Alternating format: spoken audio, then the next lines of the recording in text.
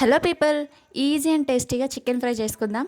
Bachelors కూడా చాలా ఈజీగా చేసుకోవచ్చు. తప్పకుండా ట్రై చేయండి. ముందుగా చికెన్ తీసుకొని శుభ్రంగా కడిగి అందులో బేసిక్ స్పైసెస్ యాడ్ చేసుకోండి. లైక్ ఉప్పు, కారం, పసుపు, ధనియాల పొడి, అల్లం వెల్లుల్లి పేస్ట్, నిమ్మకాయ, పెరుగు వేసుకొని బాగా మ్యారినేట్ చేసుకొని పక్కన పెట్టుకోండి. చికెన్ ఎంత ఎక్కువ టైం మ్యారినేట్ అవుతే అంత టెండర్గా టేస్టీగా ఉంటుంది.